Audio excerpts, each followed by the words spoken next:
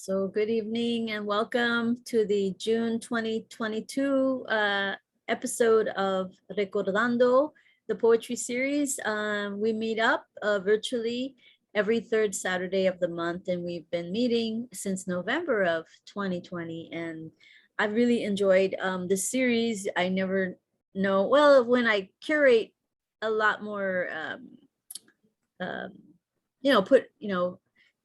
put people on the roster to read, then we know who we're going to hear. But as of late, it's been more of a free form open mic style. And I've also enjoyed just seeing what kind of surprises come up and who joins us and what kind of work they share. The theme this month is Recordando, the flood. And gosh, what is, I'm embarrassing myself. ¿Cómo se dice en español? Recordando no es las lluvias, no puedes ayudarme, Lupe. la inundación, the inundation, remember flood, being inundated, and what that brings to mind with that theme is what we're going to be sharing today. Okay.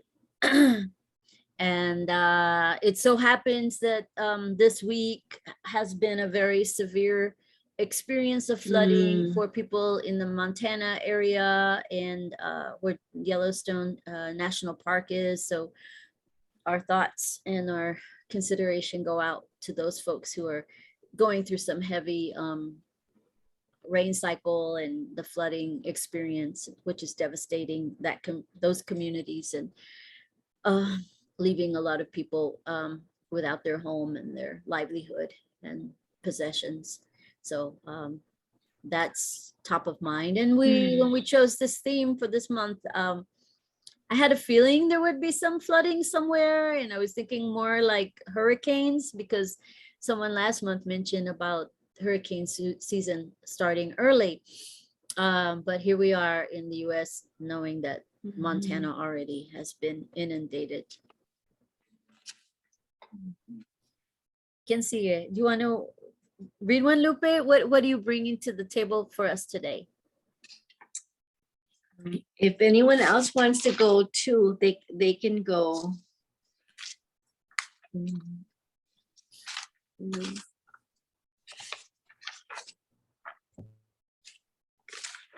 So I don't remember what I read last time, because this one seemed to really fit with the theme, and I wasn't familiar with the word in Espanol for flooding. So thank you.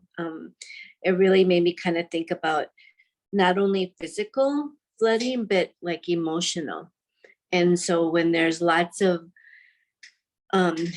physical, metaphysical, universal trauma and pain, as so many are feeling right now with Uvalde, with the shootings, with, the flooding in some really kind of critical areas to our, to our history, and both good and bad. So I just thought this piece would be, it's just a really short piece, but it kind of fit. So these are the places you will find me. These are the places where you will find me, writing on slips of notebook, writing on backs of receipts, writing on Post-it notes. The backs of recycled paper have become my hand's landscape. Those words have become the landscape of my heart. This is where I will write the rest of Cosas Íntimas, my book in process for 30 years.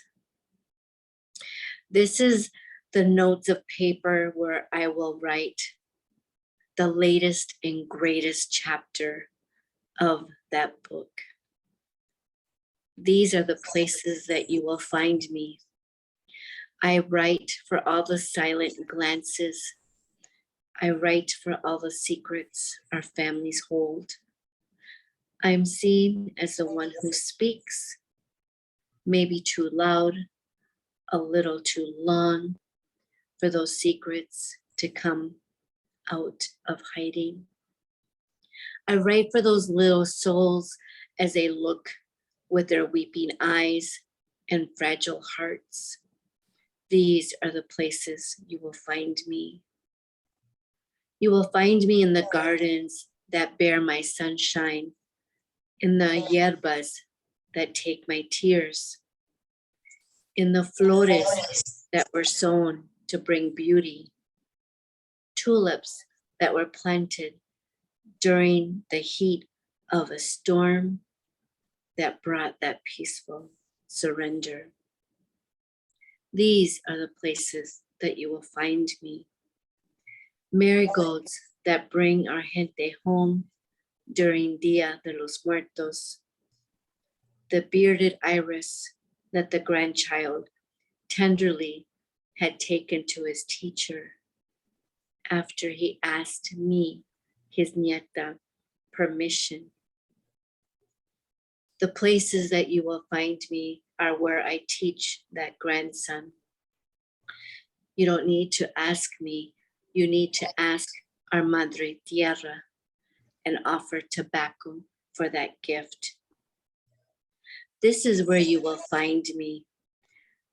I make the salsita from garden tomatoes as I pour water and my soul into the earth, thinking of everything that I want to remove, everything that I want to heal, to transform those tears, those regrets into the nutrient for our garden. I imagine I take a lover someday that will know those tears. This is where the places of water, Madre Tierra, oceans, inundaciones that come to life. Here I am able to hear your stories and listen to your heart speaks as you release and flood the gates of memory to be the salve over your wounds. I will listen to your hopes. I will fuel your desires. These are the places you will find me.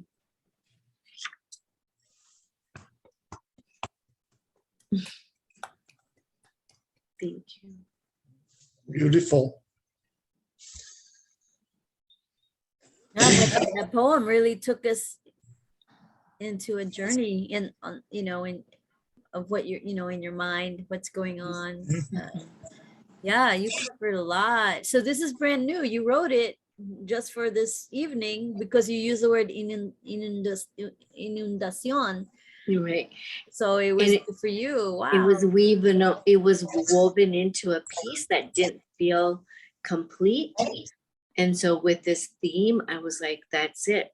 I think that we play with words and gift each other our words, that sometimes we need to have those elements of inundación and the playing with each other that we do with these words and themes, that things come to fruition and become complete. Our words with each other tonight will be complete. Even though we don't think they are, they will be for tonight. Yeah, I felt the poem unfolding, and giving more of itself. Or you wrote it, so giving more of yourself. And I think the conversations we had before we started speaking really helped build my capacity. I'll speak for me to really go in there with you, with as the layers remain pull back and open. Then my mind was already ready for all the thoughts about flood and just all these things piling up and in life. Yeah, that's really special, and it's to the moment. That's the thing about this series. We can write to the moment. Que está pasando right now, what's happening, what's top of mind, as they say, or right in your heart, what speaks to you ahorita. Yeah, so there's much to share. I mean, there's three of us, and there's a lot that can be shared with three people, and I just want there to be more people so that I can hear their input and also glean from them, so that their ideas and words will inform the kinds of things, the way that I think about this theme also. So but yeah, I mean, even by myself, I feel inundated, thought and possibility. Thank you, Lupe. What's it? Does that have a title yet? These are the places you will find me. Well, yeah, you repeated that. Yeah, that's yeah. Thank you. Yeah, that was special. Thank you. And I encourage you to submit it somewhere. So maybe for publishing it somewhere. The one I want to share now is a poem I wrote a long time ago, but I've been thinking about it a lot. And I really love like sutra stories or like Sufi stories, or even biblical parables. I love those stories. They're like myths that help guide you in life or give you ideas for a way to live. So anyway, this one feels like that kind of a story, has that kind of tone, and it's not, I don't write this way very often, but I did for this one. And this one is called 3 Young Elephants. And I'm going to put it on the screen so you can read along. Hopefully I'll be able to do this. I'll read it out loud while you're looking at it. And let's do that.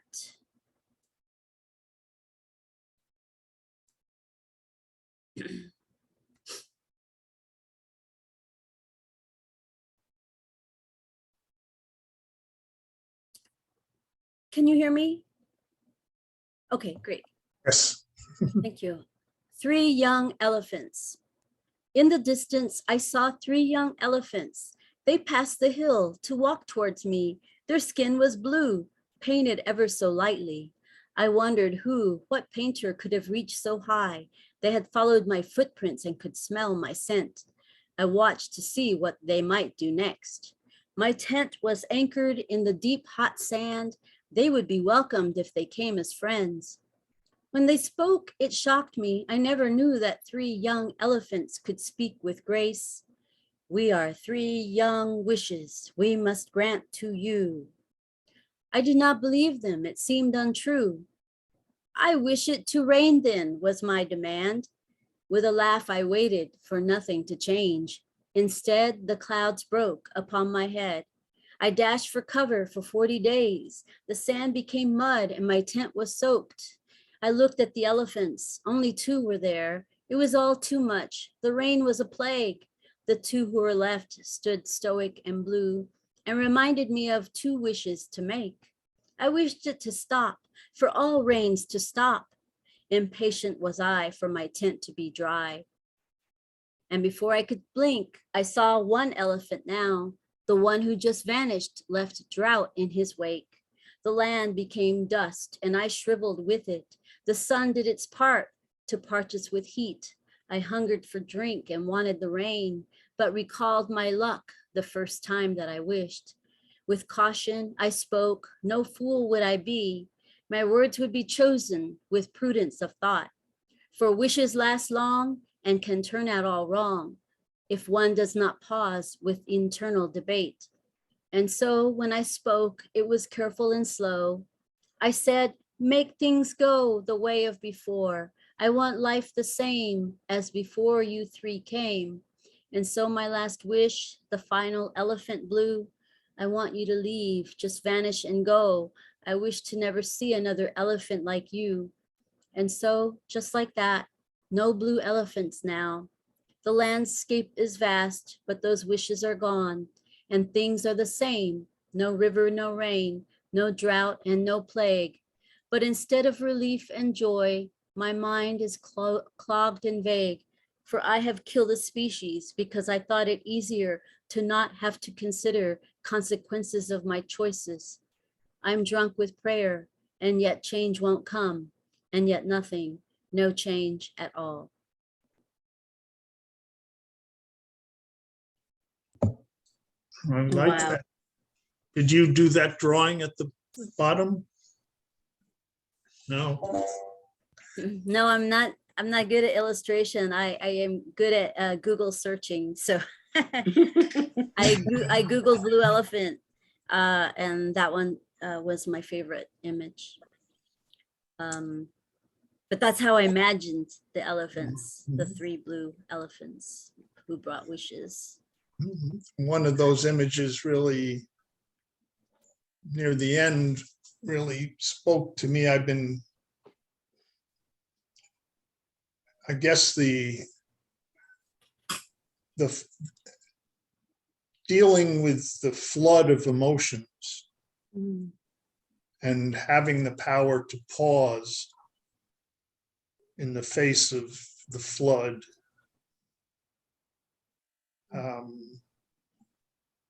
Before, I mean, you need to experience the flood. You can't stop it. You got to experience it.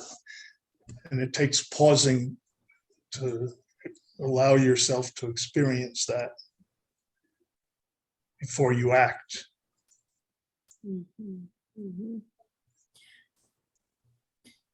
I remember watching a lot of bad telenovelas. Well, they were like US white people soap operas. So they weren't telenovelas, but this was in the 70s. And a lot of times there was this line that was repeated, and it was in the moment of panic or some drama happening. And I noticed that it was in a lot of scripts for these soap operas back then. It was, don't do anything rash. Don't do anything rash. And I thought, to me, I was like 8 or 10 watching these over the summer with my mom in the afternoons, eating our tuna fish sandwiches with Fritos or potato chips. And then that, don't do anything rash. And I would say it, like repeat it just for fun, because it felt like such a, like a bougie thing to say, and that wasn't my language. We didn't say that to each other. Don't do anything rash. And basically it was that kind of idea, Jeffrey, of something really bad is happening, going down, because it's a soap opera and there has to be drama, but it's like at the same time saying we need to like keep cool, keep calm, and then plan our steps forward. And I mean, that's hard to do when so much is going on in quick succession, all these issues. To be a congressperson right now is a tough job, because you have to answer to your own heart, your own sense of ethic and moral responsibility. You've got constituents making demands, and then whoever your funders are, you don't want to alienate those people, Right. or they don't want to. And it's, but then they've got all these issues, one right after the other, to deal with at the same time, Ukraine and the economy and gun legislation, and it just, how to respond to the Supreme Court.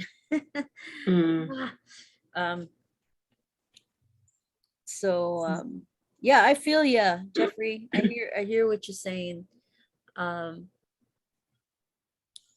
never been to the desert of the Middle East or Africa, or even Eastern Europe. But sometimes I dream. My dreams take me to those places. So I felt like in that poem, I wanted to be set in the desert. So it's not like a US desert. it's in another country Mm. where you might see elephants roaming anyway. Mm. It's, I'm sorry? I said blue elephants. Blue At elephants. that. Yep. Yes. Magical. Yes. I mean, I did get, I guess somewhere in my past, I remember seeing painted elephants. Not blue necessarily, but they were painted. I don't know why. I think it probably was India. Hmm. I can picture elephants with big circles around their eyes painted on. Oh, Wow. pobrecitos. I wonder if they hose them off afterwards and does the paint get in their eyes? That wouldn't be fun for them. Yeah, I'm sure they do. And it probably was done as part of a religious ritual of some sort. It's sort of like making those sand mandalas Mhm. and then destroying it when you're done, you know. Yeah, I love that. Love that practice. Mm-hmm. I do too. Mm. Um, So, So, do you have yeah, another? I wanted to share like one of my favorite lines in that piece. Thank you, first of all, for sharing that. Was Thank you.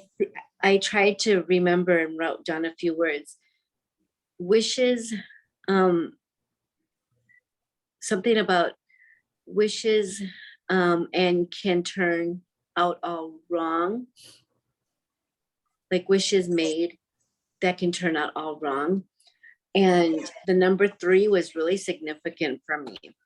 And because it's just great numerology. And with the 3 elephants and the wishes made, I think we have this community where we can make a wish and it can come true, right? We can wish for fruit and apples and bananas to be delivered to our door, and we can make that come true. We can wish for us to grow different heirloom tomatoes and maybe some black Cherokee, deep purple, and we can make that all come true. We can want a car and own it. I mean, our wishes are so disposable and attainable. So to have something that is very, there probably was blue elephants back in the day. I mean, I truly believe that there could have been. And so to have this piece of yours, it almost was very sing-songy.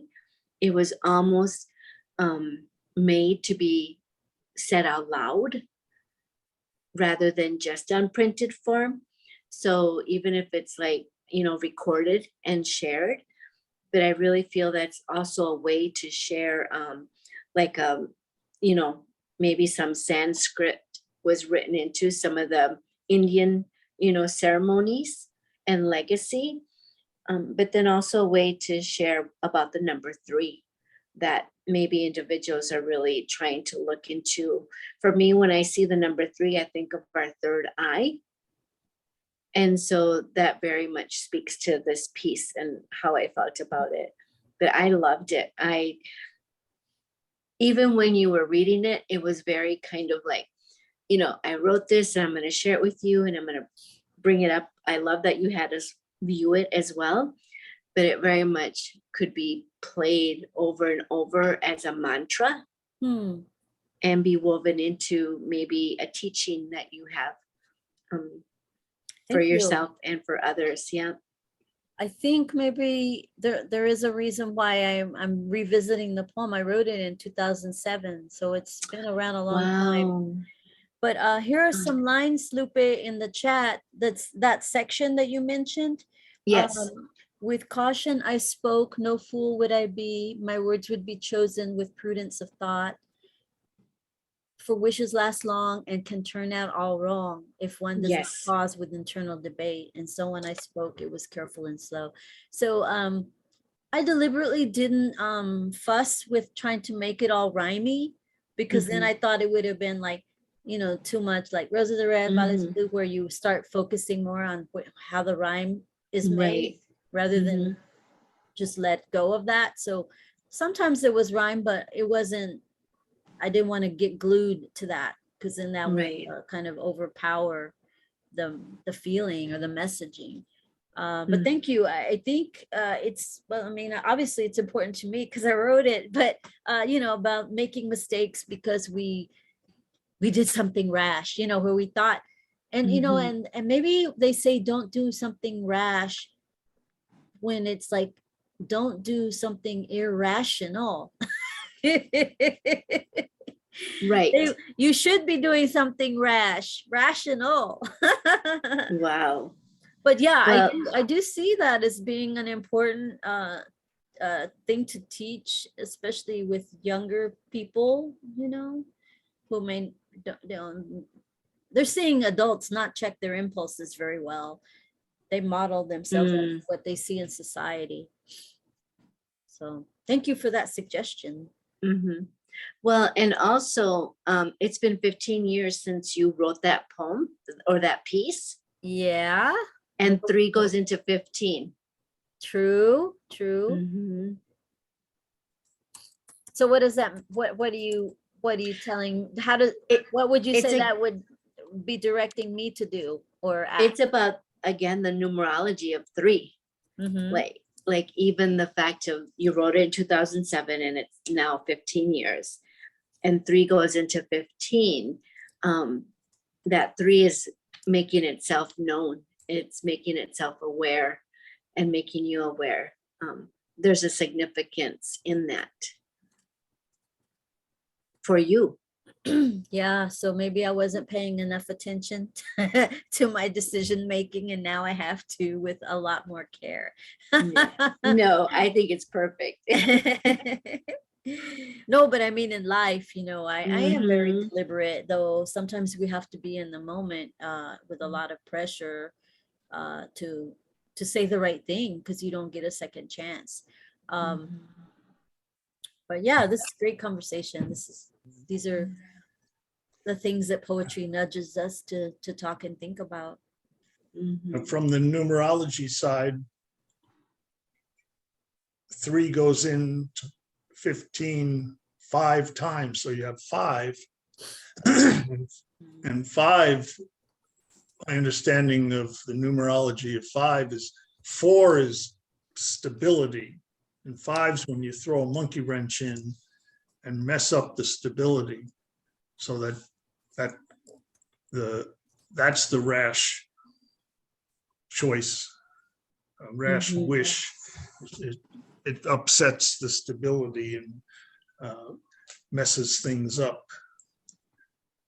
So I don't, Nice.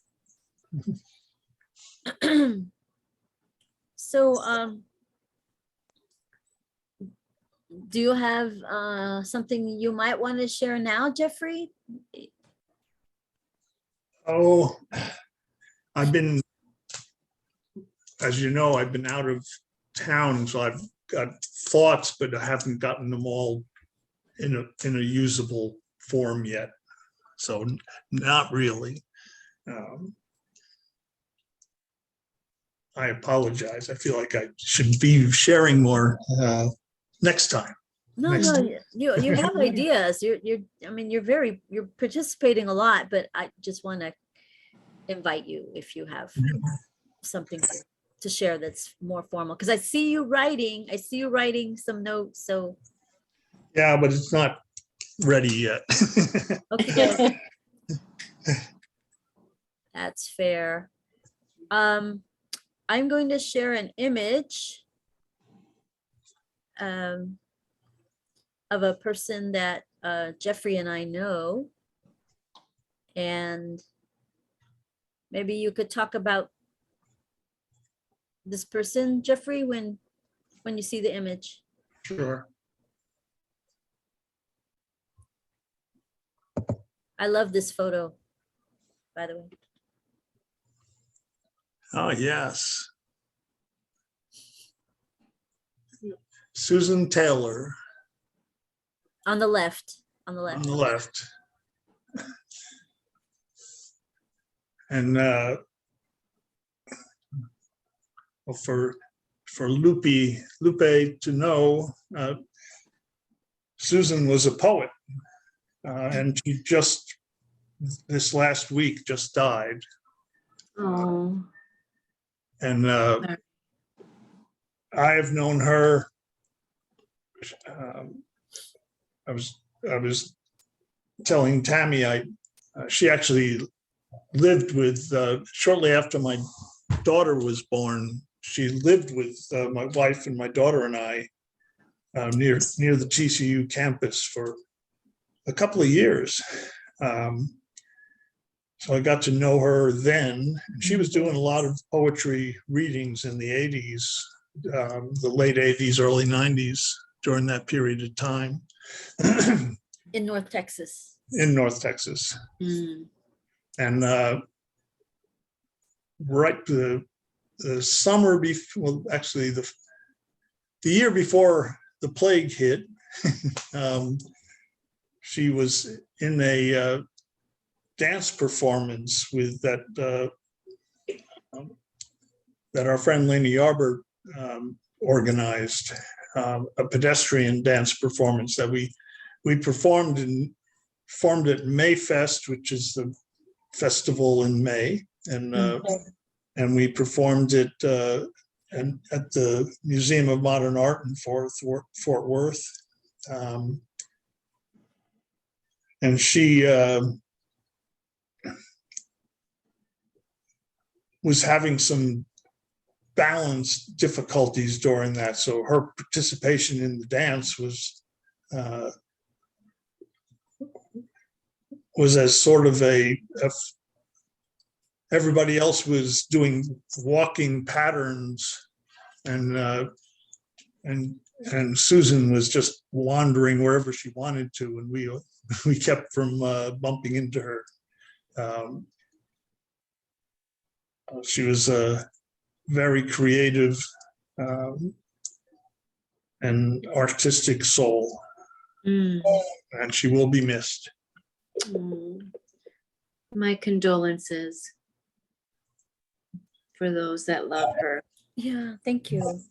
She started a poetry performance group called Sawgrass Poets, and she hosted poetry readings, open mics here in Fort Worth, and organized readings for decades. And this photo right here is a photo from a project that my friend Crystal and I put together called Dress Codes. And we invited women from all over the country to submit poetry, which we are going to publish in a book. But first off, we printed the poems that we accepted. We accepted poems from about 45 different women, including a poem from Susan by Susan Taylor. And we had those poems printed on the pleats of these Victorian style dresses. So Megan York, who's the model here, she's a good friend of mine. Megan is wearing one of the 5 dresses that we had made, specifically made. And each pleat has a poem on it. So to read the poems, you had to go very close to the skirt and like kneel or bow in front of the model to read the poem. So Susan, in this performance we did about, I want to say it was about 5 years ago, she was reading the poem that she had contributed to the project. So it's on that dress that Megan is modeling. So the dresses already exist. There's 5 of them. And the book has yet to be published. And now it's so sad because we've just been so behind on that part of the project that, some of our contributing poets are no longer with us. So here's now another poet whose work will be in the book, but she's transitioned now. Oh, so thank you for sharing about that loss to the community, Jeffrey. That was nice to do that.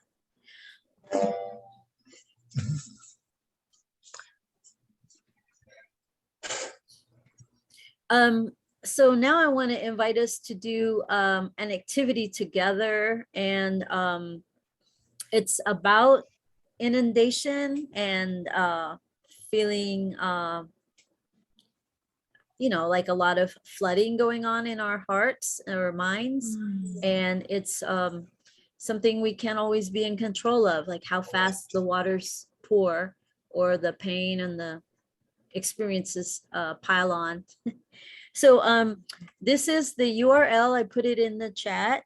And so basically you open another browser window and paste that URL into it, and you're going to get to a blank page. And once you get to that blank page, then you can start typing whatever you want, anywhere you want on the page, wherever your cursor lands. And I've done this experiment before here in Dando. So it's just a lot of fun to try this. So we can do it now.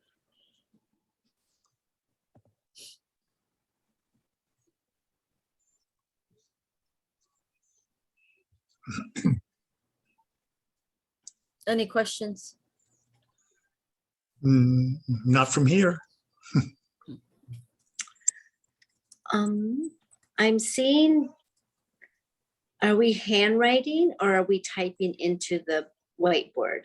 You're typing onto the shared whiteboard. Okay. And it's very basic. You know, you can't change the formatting much. All you can do is move the cursor. And so there's, you know, whatever fragments, run-on sentences, drop down a few lines, create spaces around your statement.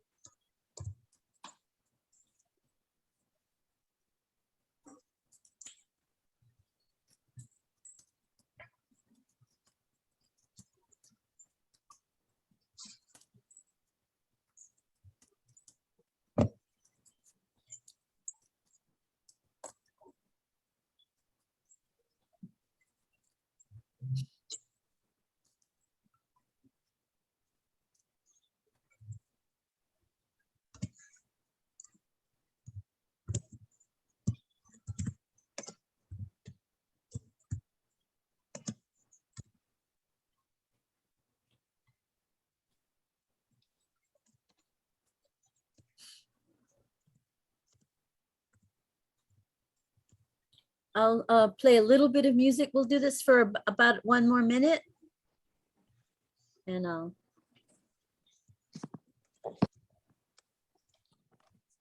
start that if I can find it.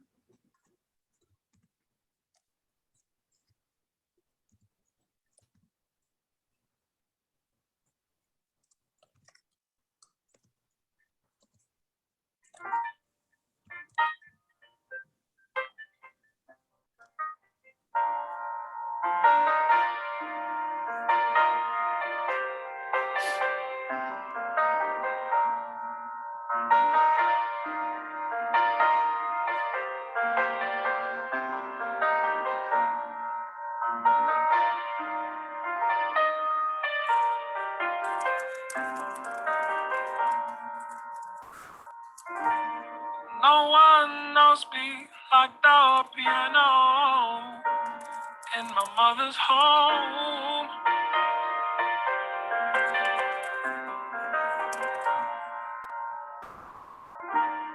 You would show me I had something some people call a soul.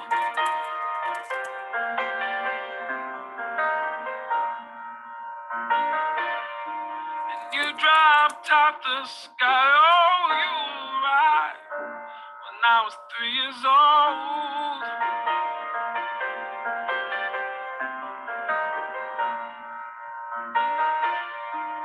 No one knows me like the piano in my mother's home.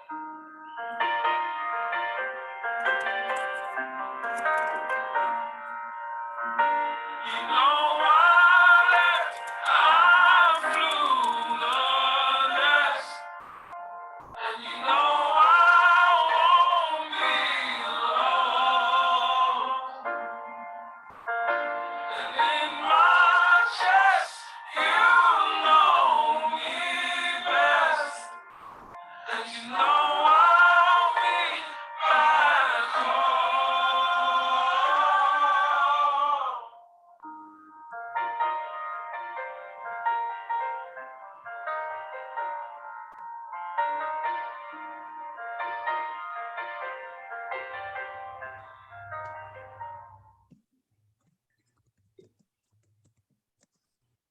Oh, thank you. Thanks for participating in this exercise. Really beautiful to try this together. And hopefully you felt fearless in the attempt. I felt safe.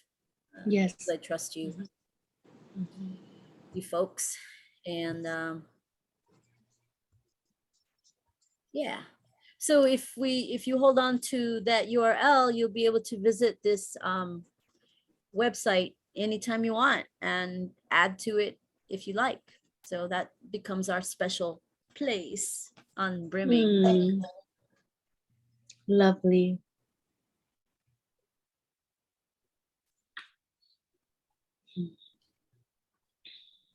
Do you have any comments on the process or want to share any insights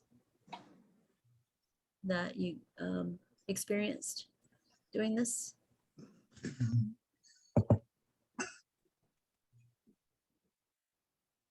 Do we get to see each other's words, or or is this a shared document? So I learned about this website, yourworldoftext.com, in a workshop I participated in back in January. And it was a workshop on digital storytelling or writing for electronic formats.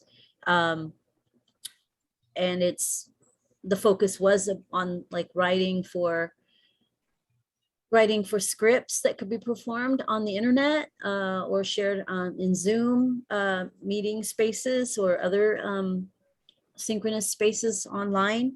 And one of the other people in the workshop told us about this particular website that you can go to and create your own shared space for writing with others. And everyone that's created using that URL, yourworldoftext.com, becomes archived. But only like tonight, only the three of us so far know that there's one titled Brimming, but you can, the catalog or the archive exists of all the ones that people have started on different topics. So you can really have fun exploring what's been shared before. This is powerful. Wow. So I saved that.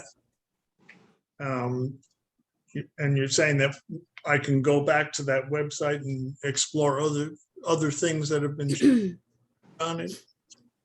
Or just, I'm gonna go get more of my drink and I'll be right back. So talk among yourselves. I mean, I'll literally be back in about 30 seconds. So, or talk to yourself. it's up to yourself. Wow. So you're in Minnesota, Lupe? Yes, I am. Where in Minnesota? The only place to be, Minneapolis. It is true. Everybody I know from Minnesota is in Minneapolis. Uh-huh. Miss me much? Yes, we did. Yes, I'm involved in a. I think you're muted, Jeffrey. No, I'm not. Mm-mm. You Oh, can you hear know me, what? Lupe? I turned the Yes. volume down because I turned the music down. That's me. My bad. Okay. There we are. Okay. So whatever you might have said in the last 2 minutes, please repeat it. Okay. I was just talking about Minneapolis. I'm involved in an anti-racist group, Resma Menachem's group, and I have a triad that will be meeting again on Monday. And the other two people in the triad are both in Minneapolis. One is the curator of the Art Institute. Oh, yes. And the other is a person who does trauma therapy with children. And we'll be talking about Resma Menachem's book, My Grandmother's Hands. I don't know if you're familiar with it or him. Wow, yes, that's amazing. I've started reading his next book, The Quaking of America, which is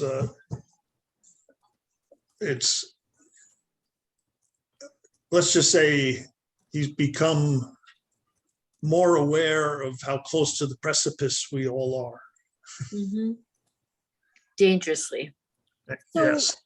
Can you remind me about My Grandmother's Hands? Because somebody else mentioned that somewhere a day or two ago. So tell me. Well, either- if it's just really briefly, it's he's a trauma therapist, and who's he? Resma Menachem, Okay, thank you. who wrote My Grandmother's Hands, and it's sort of divided up. He talks about trauma therapy for Black-bodied people, and then for white-bodied people, and then what he calls blue-bodied people, which is police. And there's each chapter has body practices that you can practice, and it takes you through this whole journey. He talks about individual trauma and intergenerational trauma, and the way generational trauma has built up for everybody. In the Fort Worth context, the lynching of Mr. Fred Rouse here, all of the white-bodied people who were there for that were traumatized by it, and they repressed it. And once you repress the trauma of an experience like that, it kind of shuts you off from being able to be fully human. And so you need to heal. You need to heal that trauma. So anyway, that's the workshops that we're doing are. I'm in a consultation for white-bodied people working their way through, and he has separate consultations for body. He calls bodies of culture. Would be Hispanic and indigenous peoples and black bodied, all of whom have different experiences of what it is to be in America, and different traumatic intergenerational trauma that's passed on from generation to generation. And resilience is also passed on, which is, otherwise we wouldn't be here. Right, So. exactly. Well, and it's also good to have like BIPOC community members being able to talk with each other and share their experience and process, because that vulnerability and gift to each other is very sacred. You know, so well, thank you for sharing that with me. So we have ties to Minneapolis, you know, Right. they're interconnected. Yeah. This is special. This is really special. And I have to comment that if we'd been inundated with a lot of people in this Zoom space, that maybe there might not have been time for y'all to share the particular things that have just now been shared, because that happens sometimes when there's a lot of people. You kind of skim the surface or find common ground for all the people so everybody can feel connected, but then you let go of nuanced other flavors and experiences for the sake of trying to ground everybody in commonality at large.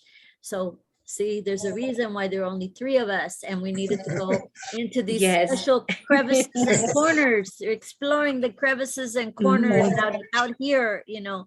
And thank you. And I'm gonna look into that book, because I've been hearing about it. I've been really hearing a lot about it from different people, but it just hadn't caught on to me. I mean, it's a good thing to read with other people. Sounds like. I mean, I first got involved right after the murder of George Floyd. I joined a book group that was reading that book, and we are still meeting. We just finished it at more than 2 years after we started.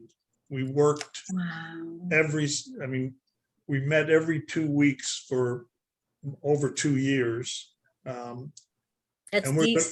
That's really deep. And like we've become really close, because people have shared. I mean, we've done the body practices together, and then shared what we were feeling in our body while we were doing that. We shared that with each other. So like these are people that I know better than almost anybody in the universe, and I've never actually met any of them in person.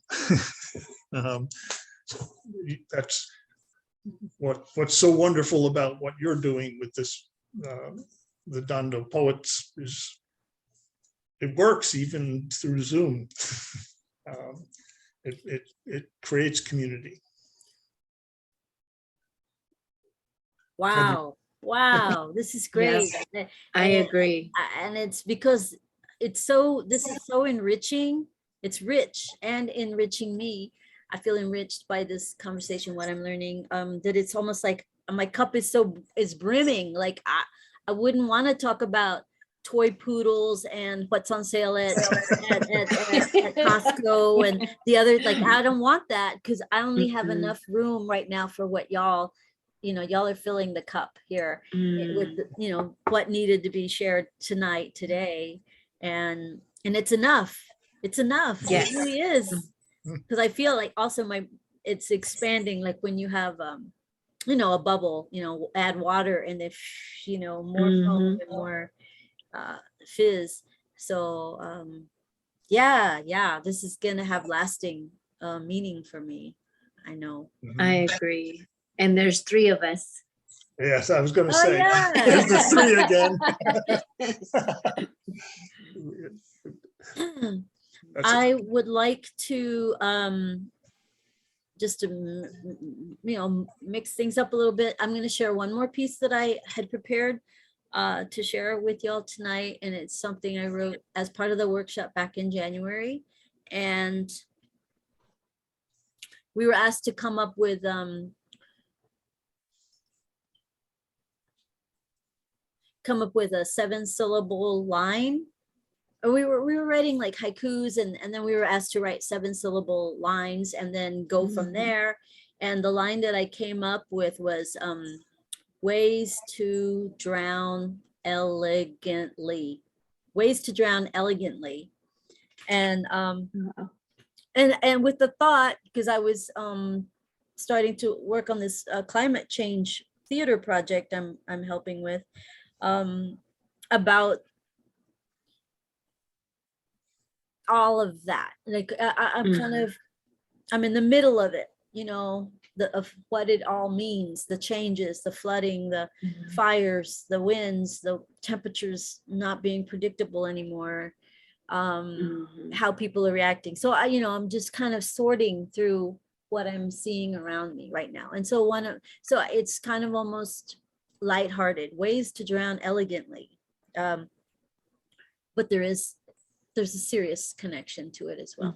I'm going to share the screen like I did before, because it's just funner for me if I let y'all read along, because some people hear better if they see the text, right? So I'll let y'all see that. Let me see if I can find it. I think this is it. Nope. That's not it. Those are my notes from what we're talking about right now. It's document 1. Okay.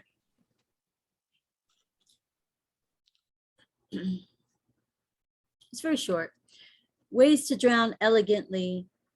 Life stream upstream in a cream floor-length gown, with a dream date waving a red scarf over your softly waving fingers as you undulate with the waves and quietly get taken away with the merciful minnows.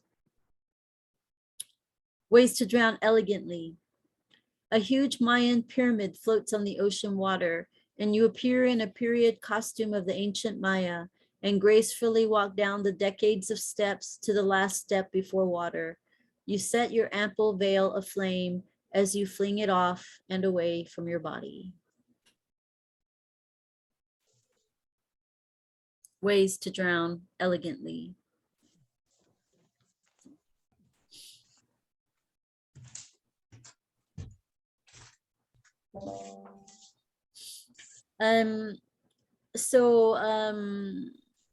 Don't do anything rash. I guess is how to stay in your mind, how to stay in your body as things are happening to your body and around you, and moving through life with dignity in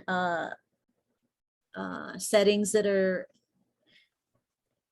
undignifying, and bodies that have been perpetrated on, that have experienced trauma or have held trauma passed on from other generations. We have to persevere and learn ways to persevere with that, holding your head high with dignity, in the midst or in the face of sometimes immeasurable pain, and longing and unrequited desire, just Yes. Have you, I just walked over and have you read Alexis Pauline Gumb's book, Undrowned? I have not, but I know of her, that person's by name, but Yeah, Black Feminist Lessons from Marine Mammals, Undrowned. It's and I've really enjoyed reading it. It talks about all the different species of marine mammals that are able to breathe underwater or live, you know, and ties it in with all those Black lives that drowned on the crossing, and Yeah. weaves it all together amazingly. So I highly recommend it. It's a wonderful book, wonderful book. And I took a dance class with a dancer. No, I think she's from Minneapolis, actually. What? Who used this book, and she talked about how the dolphins grew on their back. They grew a stabilizing fin that has no bones in it.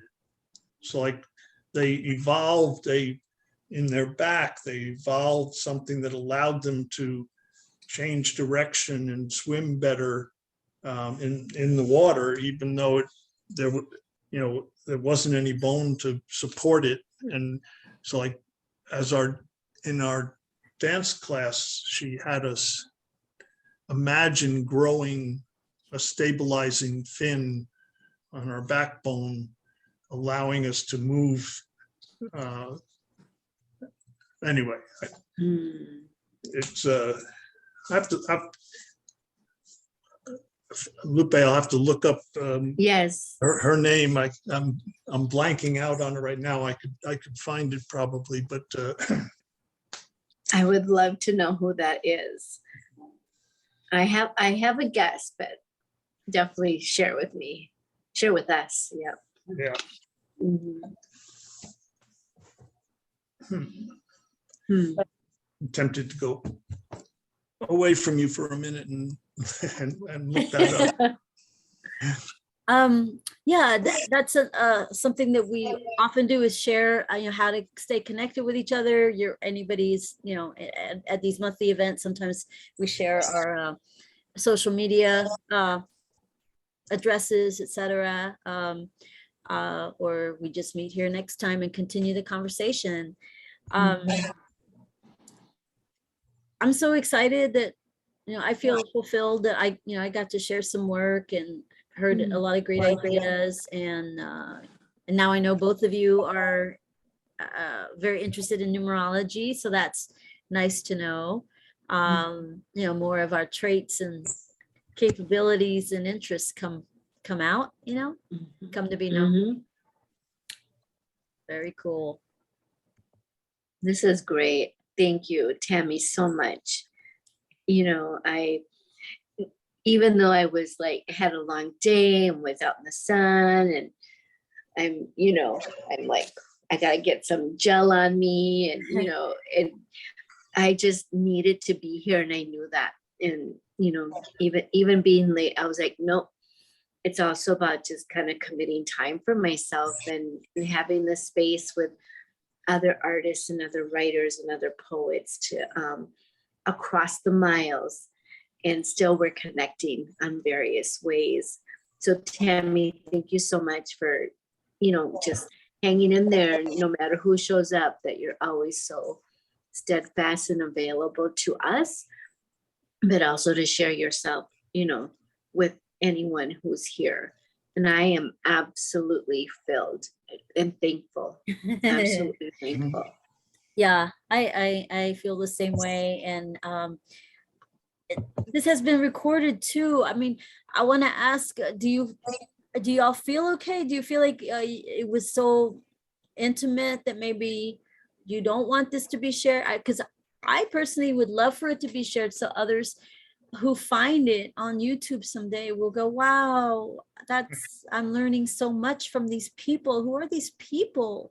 And they're revealing that they don't even really know each other, and yet they're connecting in such, and that's a beautiful example to put out there.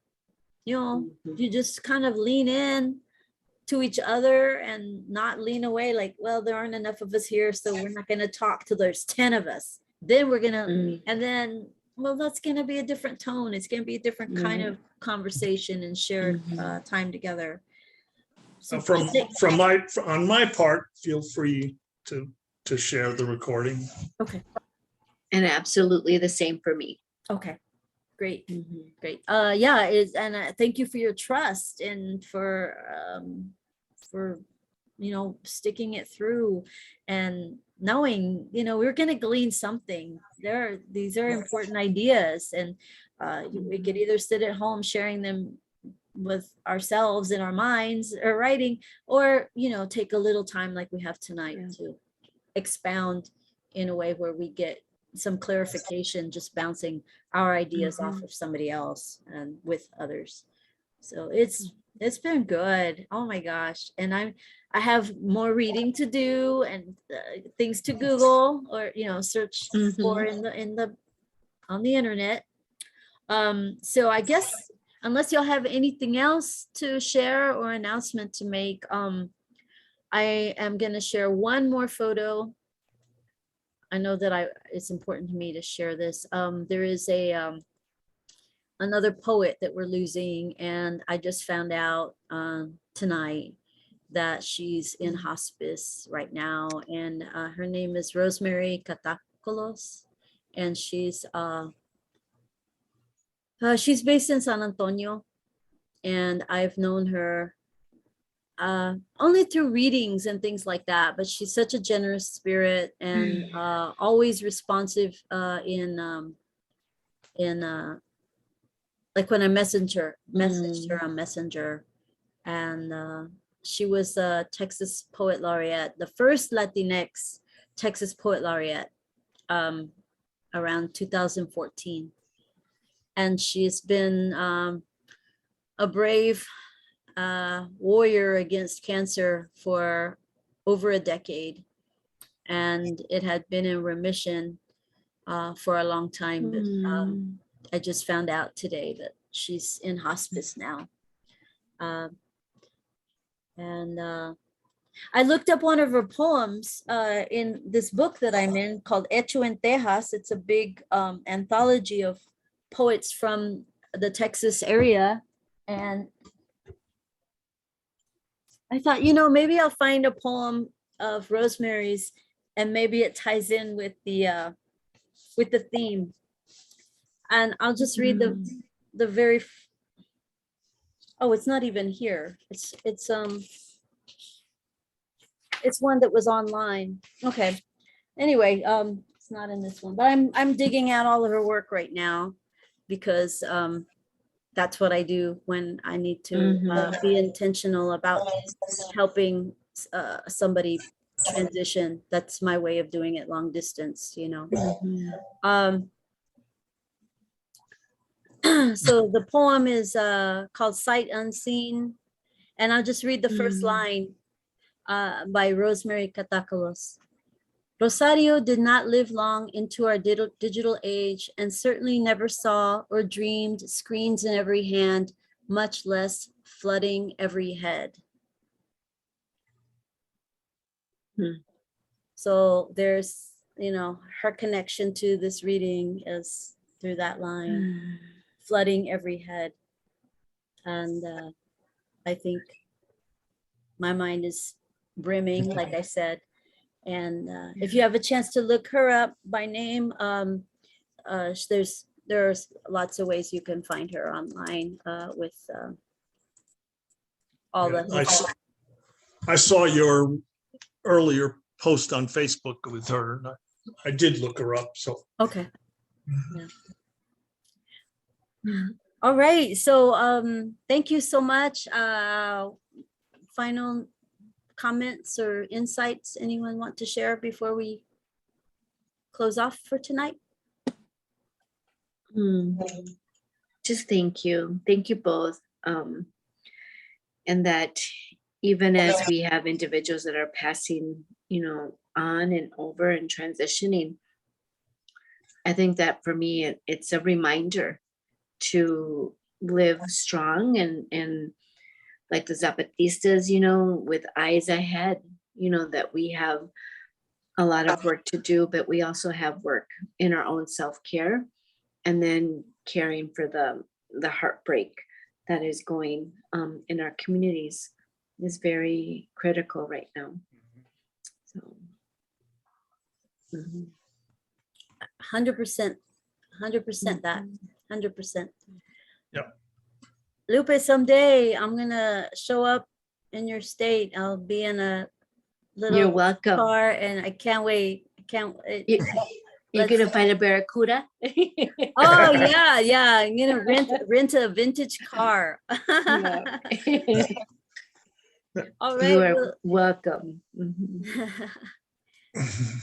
Thank you so much. There's a beautiful night. Enjoy the rest of the weekend and be safe and take care. Take good care. Yes. Thank you both. Thank you. I'm gonna end the recording now.